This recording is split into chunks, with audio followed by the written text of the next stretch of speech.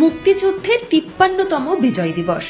১৯৭১ সালে পাকিস্তানের সেনাকে আত্মসমর্পণ করিয়ে মুক্তিযুদ্ধে জয়লাভ করেছিল ভারতীয় সেনা। সঙ্গে ছিলেন মুক্তিযোদ্ধারা। কিন্তু প্রতিবাদের তুলনায় এবারের গুরুত্ব সর্বাধিক, কারণ বাংলাদেশের সাম্প্রতিককালীন পরিস্থিতি। প্রথমে বিদেশ মন্ত্রকের তরফে জানানো হয়, বাংলাদেশের তরফে কোনো প্রতিনিধি দল না থাকার সম্ভাবনা সবথেকে বেশি। কিন্তু পরবর্তীকালে বিদেশ সচিব পর্যায়ে বৈঠক এবং আন্তর্জাতিক স্তরে বাংলাদেশের উপর চাপ তৈরি হওয়ায় অবশেষে বাংলাদেশের তরফে প্রতিনিধি দল পাঠানো হলো। মোট ৯ জন প্রতিনিধি দল এসেছে এবার ফোর্ট উইলিয়ামের বিজয় দিবসে। অবশেষে কলকাতা এসে পৌঁছলেন বাংলাদেশের প্রতিনিধি দল। মোট ৯ জন এই প্রতিনিধি দলে রয়েছে বাংলাদেশের বর্তমান সেনাকর্মীর একজন ব্রিগেডিয়ার সহ মুক্তিযোদ্ধা এবং তাদের পরিজনরা এই দলেই রয়েছেন। কূটনৈতিক মহলের মতে, আন্তর্জাতিক স্তরে প্রবল চাপ এবং বিদেশ সচিব পর্যায়ে বৈঠকের পর মাথা নত করতে বাধ্য হল বাংলাদেশ, যে কারণে মুক্তিযোদ্ধারা এবারের অনুষ্ঠানে আসতে পারছেন।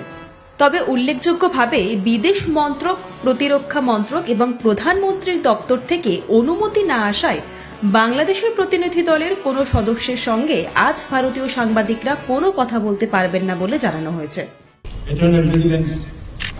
Is the price of freedom. Our brothers and sisters, Bangladesh established, nobody can be kept under subjugation forever. Indian armed forces played a stellar role in the decisive victory in 1971. We are all encouraged by brave hearts of India. We are all inspired by them, and we wish them best. India knows how to come together, keep together, work together. Coming together is beginning. Keeping together is progress. Working together is success. India knows the way. India goes the way. India shows the way. যথেষ্ট রকমের hospitality আমাদের দেখেছেন এবং আমরা আসলে সবাইকে ধন্যবাদ দিতে চাই এবং আমরা খুবই ভালো ফিল করছি। আমাদের খুবই ভালো লাগছে। অনেক ভেটারানদের সাথে আমাদের দেখা হলো যারা বাংলাদেশে যুদ্ধ করছেন।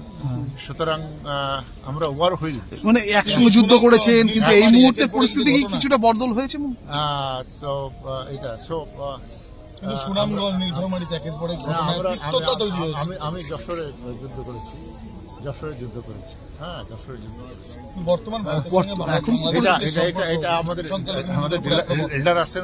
আপনার কি মনে হয় যে পরিস্থিতি বদল ঘটেছে? এই ব্যাপারে আমি কিছু বলতে পারছি। আমার বয়স ছিল 16 বছর। আমি তখন স্টুডেন্ট ছিলাম। আমাদের মহান ১৯৭১ সালের মহান মুক্তিযুদ্ধে বাঙালি বা বাংলাদেশি মুক্তিযোদ্ধাদের পাশাপাশি ভারতীয় সেনাবাহিনী, ভারতীয় জনগণ আমাদেরকে যে সাপোর্ট করেছিলেন, যে মিলিটারি সহায়তা দিয়েছিলেন, তার জন্য আমরা অত্যন্ত কৃতজ্ঞ ভারতের প্রতি, ভারতীয় সেনাবাহিনীর প্রতি। এবং যে বন্ধুত্ব রচিত হয়েছে সেই তখন থেকেই আমরা নিশ্চিত এই বন্ধুত্বটা আজীবন চলবে, পৃথিবী যতদিন থাকবে।